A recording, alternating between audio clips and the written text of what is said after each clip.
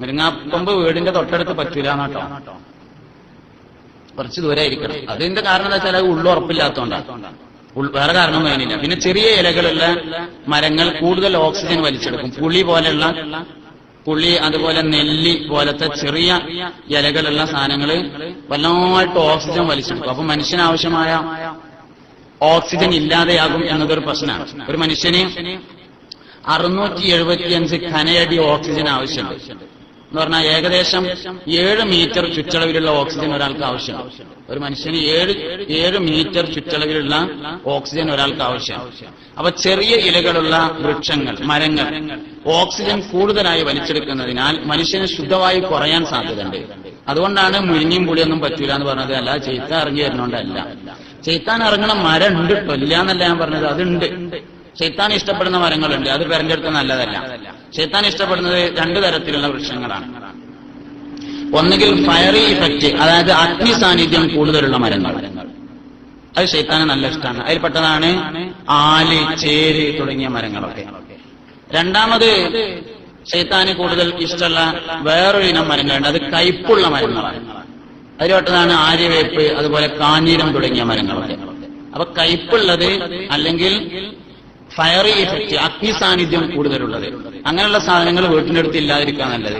താമസിക്കുന്നിടത്ത് പ്രശ്നമുള്ള വളപ്പിൽ എവിടെ ഉണ്ടായാലും കുഴപ്പമൊന്നുമില്ല.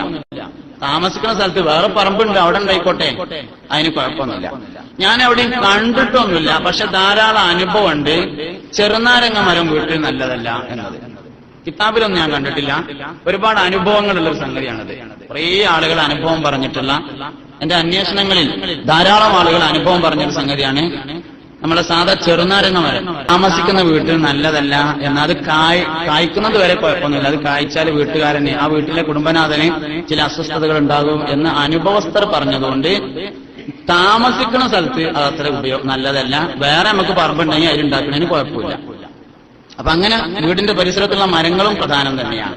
അപ്പൊ ഒരു മരം കുഴിച്ചിട്ടാൽ അത് വേഗത്തിൽ മുളച്ചു വരുന്ന പ്രദേശം, അത് മനുഷ്യന് താമസിക്കാൻ പറ്റും. മൂന്നാമത്തെ ഒരു നോട്ടം, നന്നായി കാല് പൊന്തിച്ചിട്ട് ഇങ്ങനെ നടന്നു നോക്കിയാൽ അടിയിൽ നിന്നൊരു മുഴക്കം വരുന്ന ഭൂമി, അത് താമസിക്കാൻ പറ്റിയ സ്ഥലം. അടിയിൽ നിന്നൊരു മുഴക്കം ഇങ്ങനെ വരുന്നത്. ശരിയായ മണ്ണ് പരിശോധന എന്ന് പറഞ്ഞാല് സമചതുരത്തിലുള്ള ഒരു കുഴി വയ്ക്കുക, 1 മീറ്റർ അല്ലെങ്കിൽ ഒരു സമചതുരത്തിൽ ഒരു കുഴി വെച്ചിട്ട് ആ കുഴിയിൽ നിന്ന് എടുത്ത മണ്ണ് അതിലേക്ക് തന്നെ ഇട്ടാല് മണ്ണ് ബാക്കിയാണ്. ഒരു കുഴി വെച്ചിട്ട് ആ കുഴിയിൽ നിന്ന് മണ്ണെടുത്തിട്ട് പിന്നെ ആ മണ്ണ് അയക്കാൻ തന്നെ ഇട്ടാലും കുഴിയൊക്കെ നികന്നതിന് ശേഷം മണ്ണ് കുറച്ച് ബാക്കി കിട്ടണം. അങ്ങനത്തെ ഭൂമി, അതാണ് മണ്ണിന്റെ ഏറ്റവും നല്ല ടെസ്റ്റ്. ഇങ്ങനെ നോക്കി ഉറപ്പിച്ചാൽ ആ മണ്ണ് ഏറ്റവും താമസിക്കാൻ അനുയോജ്യമായ ഭൂമിയാണ് എന്ന് കിട്ടും. പിന്നെ ഗന്ധക ഭൂമി, ഭൂമിയുടെ അടിയില് കാന്തത്തിന്റെ ഇഫക്റ്റുള്ള ഭൂമി നല്ലതല്ല, അത് ഒഴിവാക്കേണ്ടതാണ്. ഭൂമിക്കടിയിൽ എല്ലുകളുള്ള ഭൂമി നല്ലതല്ല. ശ്മശാന ഭൂമി അതിൽപ്പെട്ടതാണ്. ഖബർസ്ഥാനിൽ പള്ളി പെരയറ്റണ നല്ലതല്ല. ചൊടലയിൽ പെരയറ്റാൻ പറ്റുക പറഞ്ഞത് അതുകൊണ്ടാണ്. വലക്കത് കറംനാ ബനി ആദമ, ആദം സന്തതികളെ നാം ഇക്റാം ചെയ്തിരിക്കുന്നു എന്ന് പറഞ്ഞതിൽ മുഅ്മിന് മാത്രമല്ല പെടുക, എല്ലാവരും പെടും. അതിൽ മുഅ്മിന് മാത്രമല്ല എല്ലാവരും പെടും. അപ്പൊ ഏതൊരു മനുഷ്യനെയും മറവ് ചെയ്തിട്ടുള്ള സ്ഥലം അത് ഇക്റാം ചെയ്യേണ്ട സ്ഥലമാണ്. ഇതുപോലെ അടിയിൽ എല്ലുകളുള്ള ഭൂമിയും താമസിക്കാൻ പറ്റിയതല്ല. എല്ലുകളുള്ള ഭൂമി, എല്ലിന്റെ ഭൂമിയാണെന്ന് മനസ്സിലാക്കിയാല് പശുവിനെ കുഴിച്ചിട്ട സ്ഥലമാണ്, നായിനെ കുഴിച്ചിട്ട സ്ഥലമാണ്, പൂച്ചനെ കുഴിച്ചിട്ട സ്ഥലമാണ്. അങ്ങനെയുള്ള എല്ലുകൾ അടിയിലുണ്ടെങ്കിൽ അതിൽ നെഗറ്റീവ് ഇഫക്റ്റ് കൂടുതലുണ്ടായിരിക്കും. എല്ല് ഫോസ്ഫറസിന്റെ സാന്നിധ്യം കൂടുതലുള്ള സാധനമാണ്, അതുകൊണ്ട് അതിന് നെഗറ്റീവ് ഇഫക്റ്റ് വളരെ കൂടുതലായിരിക്കും. അങ്ങനെ ഉണ്ട് തോന്നിക്കഴിഞ്ഞാൽ പെൻഡിലൊക്കെ വെച്ചിട്ട് മനസ്സിലാക്കാൻ പറ്റും. അങ്ങനെ ഉണ്ടെന്ന് മനസ്സിലായാല് അവിടെ കുഴിച്ചതിന് ശേഷം ആ മണ്ണ് മാറ്റി വേറെ നല്ല മണ്ണിട്ടിട്ട് ഫില്ല് ചെയ്താൽ കുഴപ്പമില്ല. ആ മണ്ണ് അവിടുന്ന് മുഴുവൻ മാറ്റണം. ബനു നജ്ജാർ ഗോത്രക്കാരിൽ നിന്ന് നബി സല്ലല്ലാഹു അലൈഹി വസല്ലം തങ്ങൾക്ക് കുറച്ച് സ്ഥലം കിട്ടി. ബനു നജ്ജാർ ഗോത്രക്കാരിൽ നിന്ന് നബി തങ്ങൾക്ക് കുറച്ച് സ്ഥലം കിട്ടിയപ്പോ നബി തങ്ങൾ പറഞ്ഞു, എനിക്ക് ഈ ഭൂമി വെറുതെ വേണ്ട, ഇത് വിലക്ക് തന്നാ മതി. വെറുതെ വേണ്ട, വിലക്ക് തന്നാ മതി എന്ന് പറഞ്ഞു. സിദ്ദീഖുൽ അക്ബർ റളിയല്ലാഹു അൻഹു 5000 ദീനാർ കൊടുത്തിട്ട് ആ സ്ഥലം വാങ്ങി. ഫഅമറ ബിഖുബൂരിൻ നാസ്, അങ്ങനെ നബി സല്ലല്ലാഹു അലൈഹി വസല്ലം അവിടെ ഉണ്ടായിരുന്ന പഴയ ഖബറുകൾ പൊളിച്ചു നീക്കാൻ കൽപ്പിച്ചു.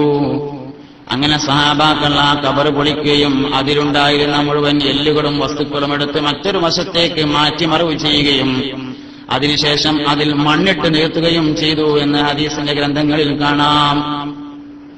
അപ്പൊ എല്ലിന്റെ സാന്നിധ്യം ഉണ്ടെങ്കിൽ അത് അവിടെ നിന്ന് ഒഴിവാക്കിയിട്ട് സമ്പൂർണമായും ഒഴിവാക്കിയതിനു ശേഷം അവിടെ മണ്ണിട്ടിട്ട് നികത്തണം.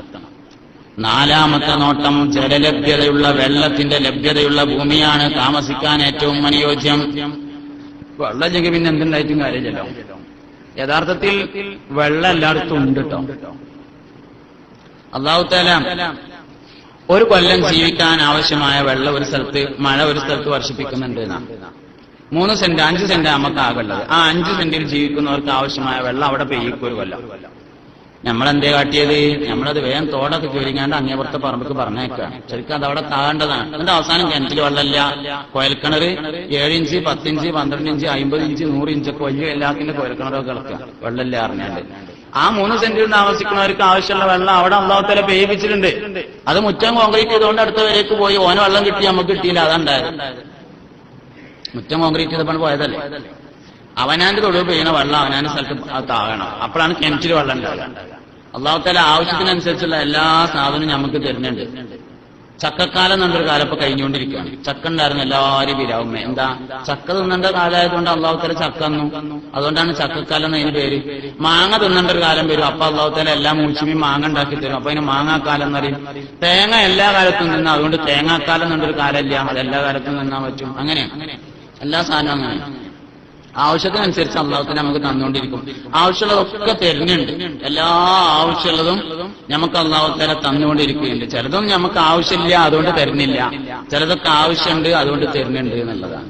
അല്ലാഹു നമുക്ക് എല്ലാ ആവശ്യമുള്ള ആരോഗ്യം ആവശ്യമുള്ളപ്പോൾ അല്ലാഹു ആരോഗ്യം തരുന്നു. രോഗം ആവശ്യമുള്ളപ്പോൾ അല്ലാഹു രോഗം തരുന്നു. മുലപ്പാൽ ആവശ്യമുള്ളപ്പോൾ അല്ലാഹു നമുക്ക് മുലപ്പാൽ തന്നു. അത് കഴിഞ്ഞാൽ പിന്നെ മുലപ്പാൽ ആവശ്യമില്ല, പിന്നെ പശുവും പാലാണ് ആവശ്യമുള്ളത്, അതുകൊണ്ട് പശുവും പാൽ തന്നു. ഇങ്ങനെ ആവശ്യത്തിനനുസരിച്ച് ഇങ്ങനെ തന്നുകൊണ്ടിരിക്കുക. അപ്പൊ വെള്ളമില്ലാത്ത സ്ഥലം എന്നൊരു സ്ഥലം ഇല്ല, ശരിക്ക് എല്ലായിടത്തും ഉണ്ട്. എന്നാലും ചില സ്ഥലത്ത് വെള്ളത്തിന്റെ ലഭ്യത കൂടുതലുണ്ടായിരിക്കും. അതുകൊണ്ട് വെള്ളത്തിന്റെ ലഭ്യത നല്ലോണമുള്ള സ്ഥലം തിരഞ്ഞെടുക്കുക എന്നതാണ്. പിന്നെ ഒന്ന്, ഭൂമിയുമായി താമസിക്കാൻ പോകുന്ന ഭൂമിയുമായി ശ്രദ്ധിക്കേണ്ട വേറൊരു കാര്യം, മാലിന്യങ്ങളുടെ സമീപത്ത് താമസിക്കാതിരിക്കുക എന്നത് പ്രധാനമാണ്. മുനിസിപ്പാലിറ്റിയിൽ നിന്ന് അല്ലെങ്കിൽ പഞ്ചായത്തിൽ നിന്ന് ചപ്പ് ചവറുകൾ കൊണ്ടുപോയി കൂട്ടുന്നതിന്റെ അടുത്ത് പോയിട്ട് പെരേറ്റി പാർക്കാതിരിക്കുക. മാലിന്യങ്ങളുടെ സമീപത്ത്, ചളിക്കുഴിയുടെ സമീപത്ത്, മാലിന്യങ്ങൾ സംസ്കരിക്കുന്ന സ്ഥലത്ത്, അതിന്റെ പരിസര പ്രദേശത്ത് താമസിക്കാതിരിക്കുക. മാലിന്യം ഇട്ട സ്ഥലവും നല്ലതല്ലാണ്. മുന്നേ കുറെ കാലം മുമ്പ് മാലിന്യം കൊണ്ടുപോയിട്ടിരുന്നതാണ്. പിന്നെ അതൊക്കെ തൂർത്ത് നല്ല മണ്ണൊക്കെ നേരാക്കിക്കണം. എന്നാലും ആ ഭൂമി അശുഭ ഭൂമിയാണ്, നല്ല ലക്ഷണം കാണിക്കുന്ന ഭൂമിയല്ല ആ ഭൂമി. അവിടെ താമസിക്കാതിരിക്കലാണ് നല്ലത്.